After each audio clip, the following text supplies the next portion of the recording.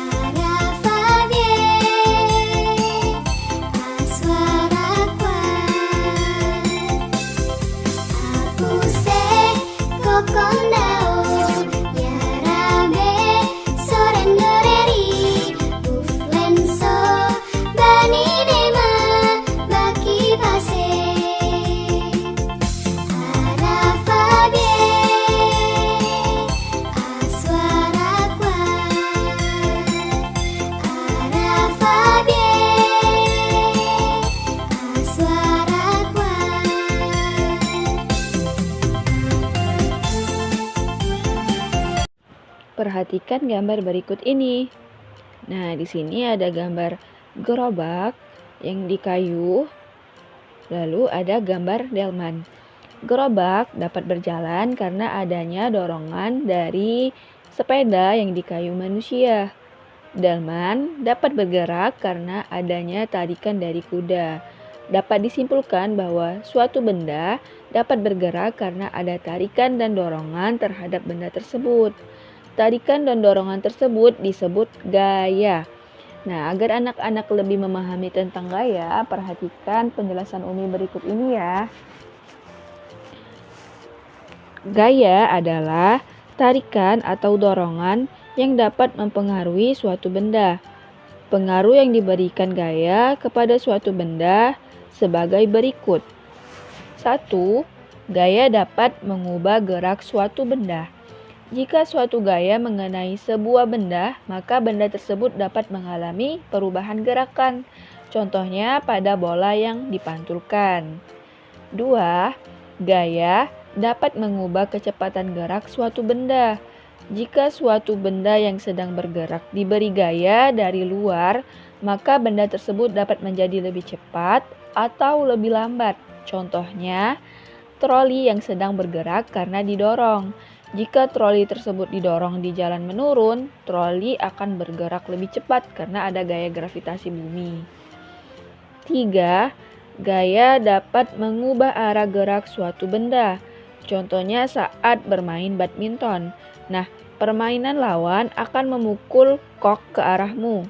Saat kamu memukul kok tersebut ke arah pemain lawan, berarti kamu sedang memberikan gaya ke kok sehingga arah gerak kok berubah, yaitu arah kok dari pemain lawan ke arahmu menjadi dari posisimu ke arah pemain lawan.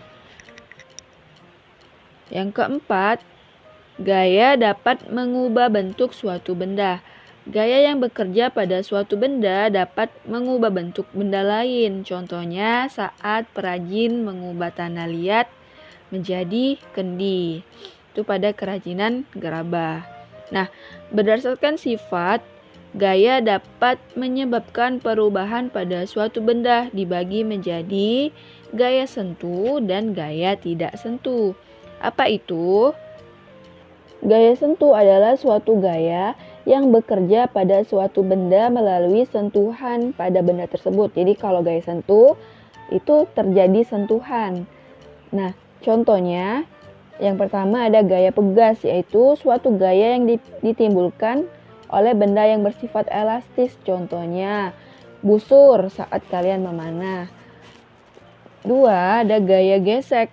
Suatu gaya yang timbul karena adanya sentuhan langsung di antara dua permukaan dari dua benda yang bergerak. Misalnya, mobil dapat melaju karena ban bergesek dengan aspal. Begitu juga dengan motor.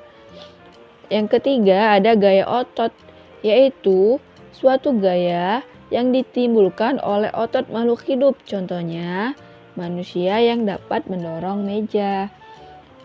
Lalu ada juga yang namanya gaya tidak sentuh.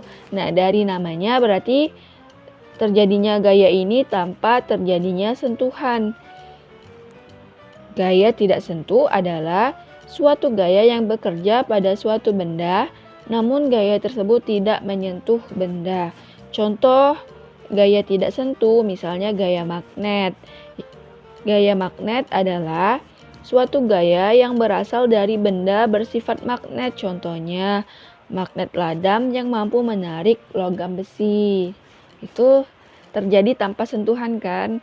Yang kedua, ada gaya listrik, yaitu gaya yang ditimbulkan oleh suatu benda yang bermuatan listrik. Contohnya, saat sisir rambut dari plastik yang digosokkan ke rambut. Kemudian, jika didekatkan ke potongan kertas kecil, maka potongan kertas tersebut akan menempel pada sisir. Yang ketiga ada gaya gravitasi, yaitu gaya yang menarik semua benda agar jatuh ke bumi. Contohnya, saat melempar uang ke atas, maka uang tersebut akan jatuh ke bawah. Begitu juga saat kita melempar bola ke atas, maka bolanya akan tetap jatuh ke bawah. Itu tadi tentang gaya sentuh dan gaya tidak sentuh. Baiklah, itu saja materi kita pada hari ini. Nanti kita akan bahas lebih lanjut pada pertemuan Zoom besok ya. Silakan dipahami apa yang Umi sampaikan. Mari kita tutup dengan melafazkan hamdalah. Alhamdulillahirrabbilalamin. Wassalamualaikum warahmatullahi wabarakatuh.